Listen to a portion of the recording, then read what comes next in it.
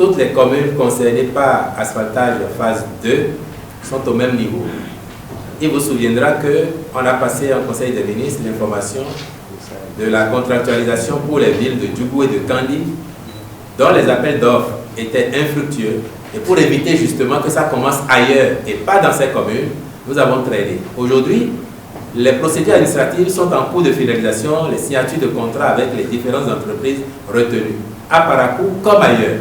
Mais ce que vous avez vu à Cotonou, c'est davantage le programme d'assainissement pluvial de Cotonou, qui est une forme d'asphaltage, mais qui n'est pas asphaltage phase 2.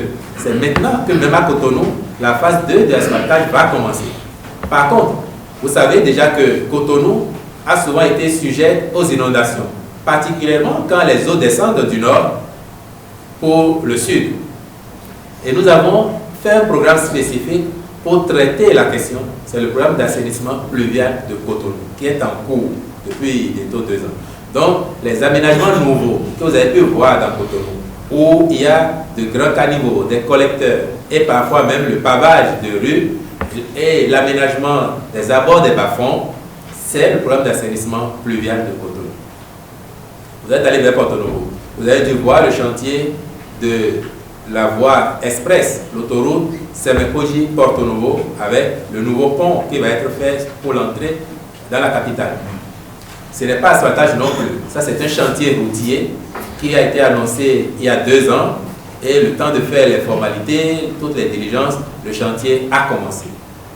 C'est la même chose que les chantiers routiers qui se déroulent ici. Et j'ai été particulièrement heureux de voir dernièrement au moins 2 de vos confrères, Dabarou et l'OETB, aller sur le terrain, montrer que les travaux se déroulent et que globalement, ça va bien. À côté de ça, on a annoncé récemment encore des chantiers routiers dans les collines et dans le nord en particulier, dans l'Atakora.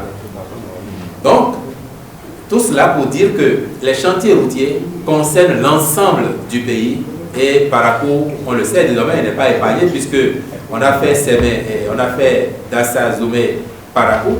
On est en train de faire actuellement Berouboué, Malanville, Kandi, très avancé et incessamment Parakou, Berouboué qui a déjà été attribué ici va commencer parce que j'ai noté que l'entreprise est en train de s'installer aussi. Donc, une fois qu'on aura fait ça, ces raccordements et que l'asphaltage phase 2 aura pris place dans Parakou, vous verrez vous-même à nouveau que la dynamique de mise en place des infrastructures d'assainissement de la ville apparaîtra au grand jour et je crois que l'appréhension que vous avez sera totalement dissipée. La perspective dans tout cela, c'est, conformément à la promesse du chef de l'État, faire en sorte que, à la fin de ce quinquennat, toutes nos communes, en leur chef-lieu au moins, soient reliées par une route bitumée. Et c'est ça qui a favorisé la dernière annonce de plus de 330 km de route à faire bitumée ou à aménager en terre. Les aménagements en terre ne concernent pas spécifiquement le raccordement des communes entre elles. Mais les routes que vous avez vues, regardez notamment l'exemple de Materi-Kobli. Vous avez vu là-bas, ça fait si longtemps que les populations souhaitent avoir cette route. Aujourd'hui, ça va être chose faite et les instructions du gouvernement ont été à l'endroit des ministres concernés, notamment cadre de vie et finances, de faire en sorte que les diligences s'accomplissent assez vite pour que les chantiers soient lancés également très vite. Au regard de tout cela, je peux vous donner une certitude.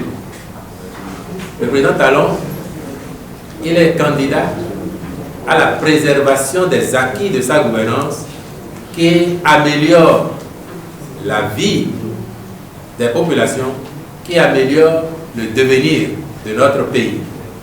C'est à ça et à ça seul qu'il est candidat pour 2026.